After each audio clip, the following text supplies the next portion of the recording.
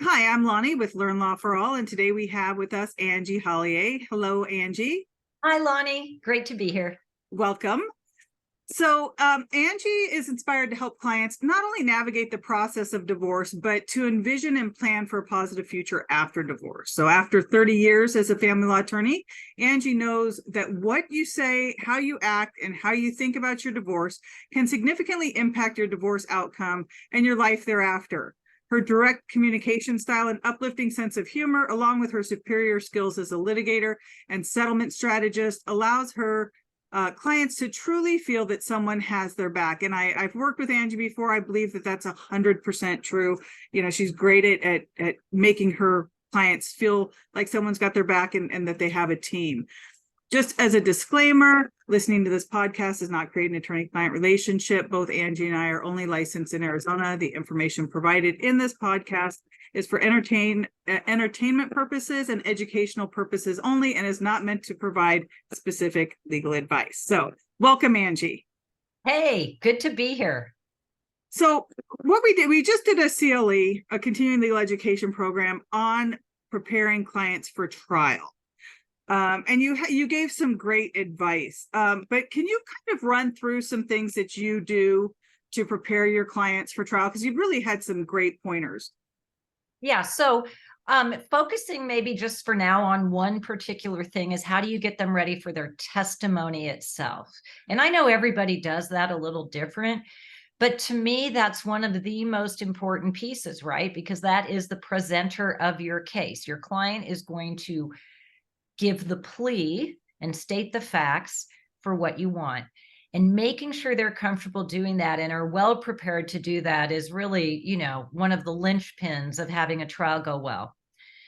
So what I do usually is after I have gathered all the exhibits, I identify which of those exhibits I want to get in through my client, and I create a comprehensive kind of list of, I wouldn't say comprehensive, semi-comprehensive, let's call it, list of questions for the client and what exhibits go with what questions. And then I bring the client in person. I like to be in person and physically go through my outline, expanding on things we're talking about, turning to every single exhibit I want them to look at and get in through them, taking time to explain the exhibit, taking time to point out what's important about the exhibit, taking time to make sure they understand what questions, foundational questions I will ask them to get the exhibit in, so that they have really done that gone through. And then I let them separately go through the exhibits on their own just to reread them. So they're really comfortable with what's in them, because when you're the attorney getting everything ready, you kind of know everything in every exhibit, and sometimes they don't. And then I go back and retype up all the new things we've added, send it to them again, and practice again. And then I do the same thing with the other side's exhibits, is to make sure they know what in those exhibits they might be asked about, what defenses we have if there's things that are bad in those exhibits. So they're not surprised when a one-line zinger comes out from the other side in an email that they found and marked as an exhibit. So that's the general structure I use to get my client ready to testify. So when you're in there, you're in the courtroom, stuff's going on. How do you want your clients to communicate with you? Well, we will have practiced when they're on the stand, but if they're sitting next to me and we're talking about someone else is testifying and they want to tell me something about that, they need to, we talked about this in the CLE, writing a sticky note is the best thing, because if you try to lean over and whisper something to me, I may miss the opportunity in a split second to make an objection to a question.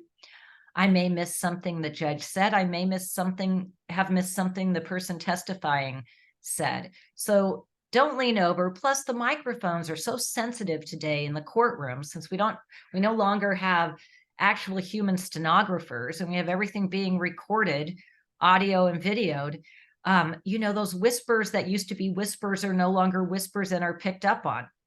So that's what I like. And the thing with sticky notes we talked about in the CLE is if you're the attorney, you can line them up and then get rid of the ones you don't want and keep the ones to ask about. So that's my preference, at least. Yeah, I love sticky notes too. Okay, so another thing that we talked about, look, when and I'm gonna hit the Johnny Depp Amber Heard thing. Okay. You know, Amber Heard looked at that jury so much that people thought she was ridiculous. They talked to the jury afterwards, and some of the people were very uncomfortable because she locked eyes with them and would not let up. So where do you tell your clients to look and for how long? It's a really good question, because whoever is testifying, your client included, is being judged by the judge or the jury. And some people think if you do what Amber did, you just look at them, you're making this connection, but that's not, that isn't usual conversation, and it's not that comfortable. So I like my clients to generally look at me when I'm asking the questions so that we're connected. But I also preview with them what would be those good times in their testimony to turn and face the judge or turn and face the jury. So for instance, if we're talking about something and then there's an emotional point of, for instance, what are you worried is going to happen to your children if your ex-abuser has them an equal amount of time? Well, that's a great time to look at the judge and say, I'm really scared because of whatever. Those emotional moments are the times maybe to look and lock eyes with whoever is judging you. But to look at a judge or a jury every single time you have a question doesn't come across well, just like you're saying. Yeah, and I think it waters down the importance of when you do it when it's an emotional moment. Yes. And certainly if the judge is asking questions, then look at the judge, right? Oh, of course. And some people just aren't, they're scared to look at the judge or the jury, and you just try to help them with that. But sometimes I cue them by saying, I want you to tell the judge, la, la, la, la, la, which is my cue to them. This is a great time to look at the judge. Some judges are scary. I'm just going to throw that out there. I think I'm married to one of the judges that I thought was the scariest judge to ever appear in front of. And, he was very scary. So yeah, judges can be scary. Well, do you have any other tips? Let's say there's people out there listening who aren't represented, and who are out there just by themselves without an attorney. Do you have any input for them in trial? Well, in advance, make an outline of what you want to say and understand that, as best you can understand, that there are rules about evidence and that there are rules about what a judge can and can't give you. And try to do your research. There's so much information online. Try to do your research and try to understand what this judge can and can't do for you. But organize your testimony. I've had cases with people representing themselves, you have, and they just start to talk about things that have nothing to do with the case, because finally they're in front of a judge and they don't have an attorney to tell them what's relevant and not. So I always say, do it ahead of time, right? Write down your plea, make it factual. Don't be all about what someone did to you. State, this is what I'm asking you to do, judge, and this is why I'm asking you to do it. So just follow that pattern. What I want you to do, judge, why I'm asking you to do that, judge. Yeah, and I also like to have my clients, and even, when I advise someone who's just going by themselves, is also maybe look at the statutes so that they make sure that they're talking about those factors in there instead of, like you said, something that's irrelevant. I had one case where there was somebody representing herself, and she literally spent almost the entire time talking about my client's sex life, and which was completely irrelevant. There wasn't any part of any relevance in it at all. And the judge, I think, so there wouldn't be an appeal, gave her time to get an attorney later and have a whole nother day. But it, that's not the time. This is not the time for it, which is great when you have an attorney. But sticking to the point means sticking to the factors that are, in each statute. For Well, which we're you want. lucky in our jurisdiction. There's this new program for pro pers going through trials that allows the judges to help them through it a little better, because loosening of the rules and so on are good, but you still want to give that judge realistic information about yourself. And this happens with people that aren't representing themselves. They think some clients believe if they go to trial, then the judge will get to hear everything.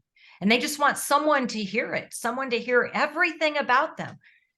But, if you're a good attorney, you let them understand that those things they want to say are never going to come up in court if there's attorneys objecting to those things, and that it's not relevant and it's not going to paint a good picture of them.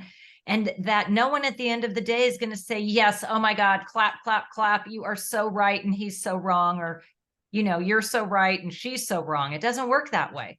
So even people not representing themselves can use with a little talking to about what really happens in trial, what you'll get to say, and what no one will give a crap about. That's true. Well, thank you so much for being here, Angie. You can hear more about what Angie was talking about on our Learn Law for All website, where she did a CLE on prepping for trial. So thank you. Thank you. Bye-bye.